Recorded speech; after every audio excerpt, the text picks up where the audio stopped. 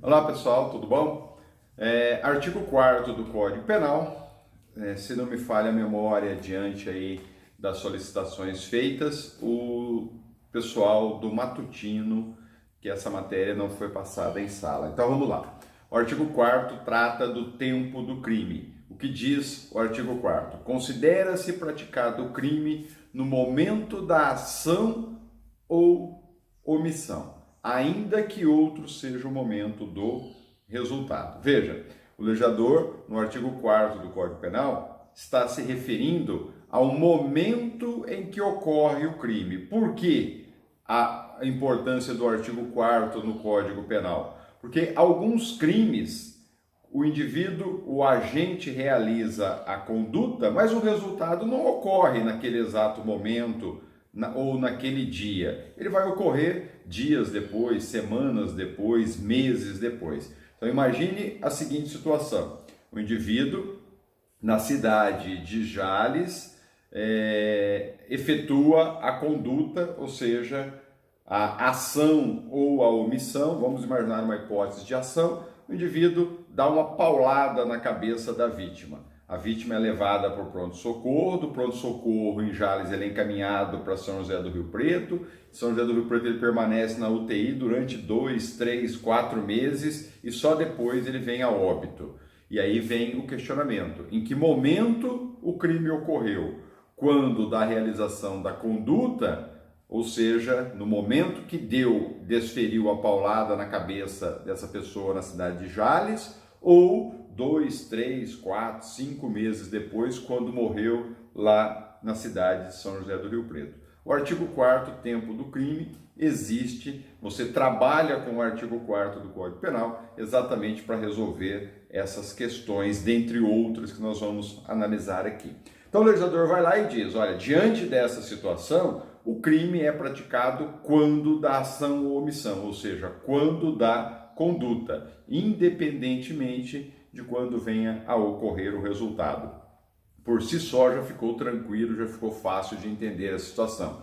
Ou seja, o artigo 4º do Código Penal, em relação ao tempo do crime, adotou a teoria da atividade. O crime ocorre no momento da conduta. Conduta se dá por ação ou por omissão, e não no momento do resultado, no dia do resultado, no mês do resultado, no ano do resultado, e sim no dia, no mês e no ano em que se realizou a conduta. Pessoal, cuidado, observaçãozinha rápida aí para vocês. O artigo 4º do Código Penal adotou-se a teoria da atividade. Cuidado, a teoria do resultado, ou seja, levando-se em conta quando ocorre o resultado, não está vinculado, não está relacionado ao tempo do crime do artigo 4º do Código Penal. A teoria do resultado foi adotada lá no artigo 70 do Código de Processo Penal, e a teoria do resultado é utilizada para solucionar conflitos de competência, ou seja, qual comarca vai julgar aquele determinado crime. E aí, pelo artigo 70 do Código de Processo Penal, é competente para julgar o crime no local onde houve o resultado, que é totalmente diferente do que nós estamos analisando aqui no artigo 4º do Código Penal. Assim como vocês já observaram, é distinto quando nós estamos tratando não de tempo do crime, mas sim de lugar do crime. O lugar do crime, eu já fiz um videozinho aí para vocês, está descrito lá no artigo 6º do Código Penal. O lugar do crime e não o tempo, o momento do crime.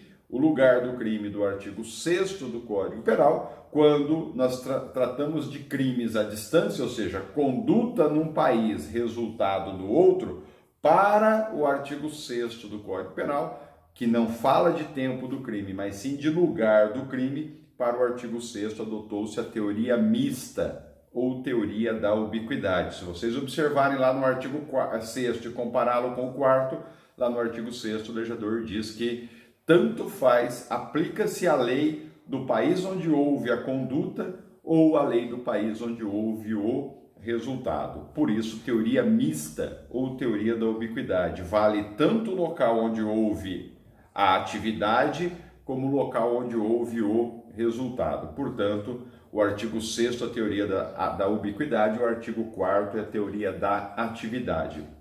Enquanto o Código de Processo Penal adotou a teoria do resultado para conflitos de competência, ok?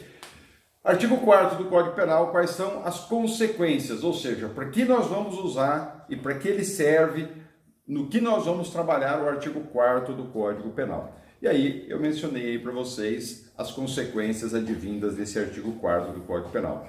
Ele nos ajuda a solucionar aquelas questões onde duas ou mais leis podem ser aplicadas entre a conduta e o resultado. Então, imagine vocês que no momento em que o indivíduo deu a paulada na cabeça da pessoa na cidade de Jales, da vítima na cidade de Jales, estava em vigência a lei A. Quando do resultado, 1 semana, 2 semanas, 1 mês, 3 meses, 6 meses, quando do resultado, quando houve a morte, aquela lei A que estava em vigência quando da conduta já havia sido revogada e já estava em vigência a lei B. Agora o artigo 4º diz: aplica-se a lei que estava em vigência quando da conduta. É aquela lei que vai ser adotada para aplicação do crime, independentemente da lei que estava em vigência quando do resultado, ok? Não confundam no tempo do crime do artigo 4º, que se aplica a lei que estava em vigência quando da conduta, quando da ação ou da omissão, com o artigo 2º, que trata de conflito de leis penais no tempo. Aí é uma outra situação. Se a pergunta para vocês for, diante do tempo do crime, do momento do crime, quando da conduta estava em vigência a lei A e quando do resultado a lei B, qual das duas leis vai ser aplicada? Agora a pergunta é voltada para o artigo 4º do Código Penal. Nessa situação, não há dúvida, aplica-se a lei que estava em vigência quando da ação ou omissão, ou seja, quando da conduta, com fundamento no artigo 4º. Agora, se a pergunta for no conflito entre a lei que estava em vigência quando do fato, com a lei que estava em vigência quando do resultado, qual das duas eu vou aplicar? Agora, então, você está tratando de conflito de leis penais. E se é conflito de leis penais, você busca a solução no artigo 2º. Em regra, a lei que estava em vigência quando do fato. Excepcionalmente, a lei posterior, se ela for mais benéfica, ok? Então, a perguntinha do artigo 4º, se for para vocês, levando em consideração o momento do crime, qual das duas leis eu vou aplicar? A lei do momento da conduta. Levando-se em consideração o conflito entre essas duas leis, aí, em regra, a lei que estava em vigência quando do fato, tempus regit acto, exceto se a lei posterior for mais benéfica. Então esse é o primeiro probleminha, essa é a primeira consequência que você terá que trabalhar com o artigo 4º do Código Penal. A segunda é para se apurar a imputabilidade ou inimputabilidade do agente. Então imagine que no momento em que a pessoa realizou a conduta, no momento em que o agente realizou a conduta, ele tinha 17 anos, 11 meses e alguns dias, tá? Essa foi a data, esse foi o momento em que ele realizou a conduta. Quando houve o resultado advindo daquela conduta, ele já tinha mais de 18 anos. Agora o questionamento é, vai se aplicar o Estatuto da Criança e do Adolescente, ou seja, ele praticou um ato infracional porque era menor de idade, ou vai se aplicar o Código Penal, lesão corporal ou homicídio, porque ele já era maior de idade quando do resultado. Da mesma maneira, o artigo 4º vai solucionar. Ainda que o resultado tenha ocorrido quando ele já era maior de idade, você vai aplicar o Estatuto da Criança e do Adolescente, porque quando da conduta ele era menor. Ou seja, o artigo 4º, é claro, ele diz o seguinte, é no momento em que o agente expressa o dolo, a vontade, é nesse exato momento que há o crime, tá? Porque quando do resultado pode ser que ele já tivesse ou que ele tenha já até se arrependido disso. Então, é no momento da conduta que a pessoa expressa a vontade de obter o resultado, ainda que esse resultado venha a ocorrer posteriormente, ok? Essas são as duas situações. A terceira situação, pessoal, ela é mais importante, ela é mais relevante. A terceira situação aí mencionada é quando você está diante de uma situação de crime permanente ou de crime continuado. Cuidado, prestem atenção em relação a essas duas situações. O que é o crime permanente e o que é o crime continuado? O crime permanente é aquele que a conduta começa num determinado tempo, num determinado momento, e ela se alonga no tempo.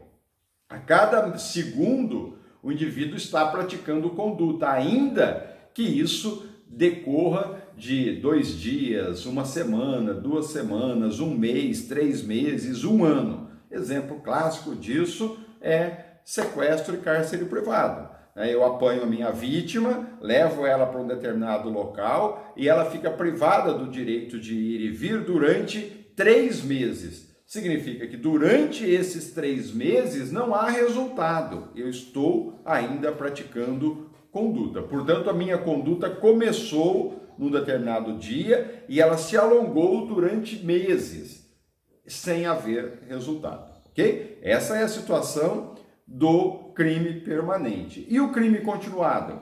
O crime continuado é aquele que o indivíduo vai praticando vários crimes, mas um na sequência do outro. Então, num dia ele pratica furto, no outro dia ele pratica outro furto, daí 2 dias ele pratica o terceiro furto, e ele vai praticando furtos de forma sequencial.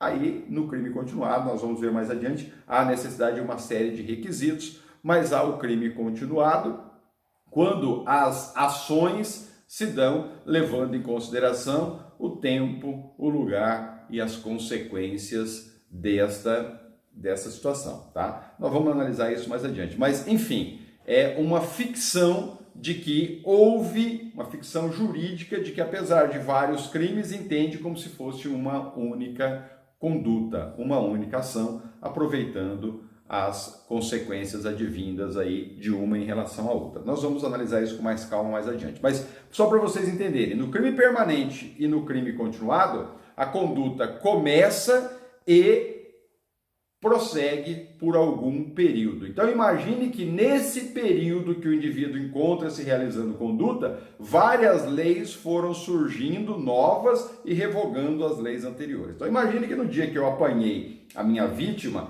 e levei-a para o cativeiro, estava em vigência a Lei A, e a pena para aquele crime era de 1 a 5 anos de reclusão.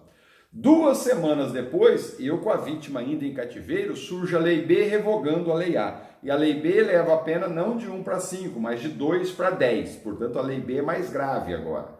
Tá? E eu continuo com a vítima em cativeiro. Surge uma terceira lei, a Lei C, que revoga a Lei B. E agora a pena não é mais de 2 a 10, agora é de 10 a 20 anos. E eu continuo com a vítima em cativeiro. Aí a polícia entra, me prende e liberta a vítima.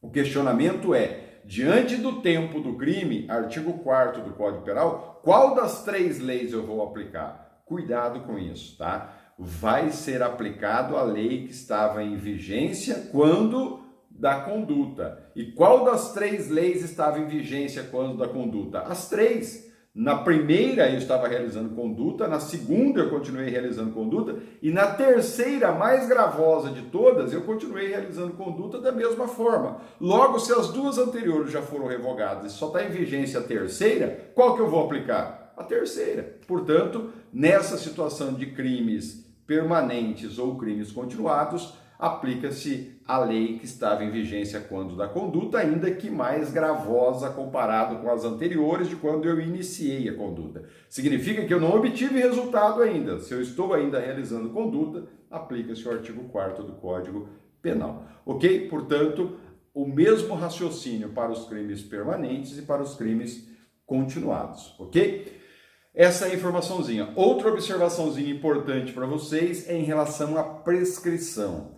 Cuidado com isso também. Se perguntarem para vocês no exame da OAB ou num concurso público futuramente, quando se dá a contagem do prazo para a prescrição, levando em consideração o tempo do crime. Veja, agora o termo inicial de contagem do prazo para efeitos de prescrição você leva em consideração a data do resultado, da consumação. Você não aplica o artigo 4º do Código Penal, e sim o artigo 111, inciso 1 do Código Penal, que determina que o prazo prescricional é contado a partir do momento em que houve o resultado, e não o da conduta. Você despreza a conduta e leva-se em consideração a data do resultado. Cuidado com isso, é para confundir vocês, fiquem atentos a isso. Uma outra observaçãozinha que eu coloquei é, nossa, que confusão que virou isso. No artigo 4º do Código Penal, quando eu falo de tempo do crime, a teoria adotada é a teoria da atividade, leva-se em consideração o momento da conduta. Mas eu vi num videozinho anterior aí que, levando-se em consideração o tempo do crime, artigo 6º, a teoria aplicada lá é a mista ou da ubiquidade. E agora, professor, o senhor acabou de falar que, levando-se em consideração a competência para julgar, a teoria adotada foi a teoria do resultado, o artigo 70 do Código de Processo Penal. Meu Deus, o que eu vou fazer? Na hora que me perguntarem sobre isso, como é que eu vou saber se é teoria da atividade, se é teoria do resultado, se é a teoria mista ou da ubiquidade? Pessoal, macetinho, regrinha simples de vocês memorizarem.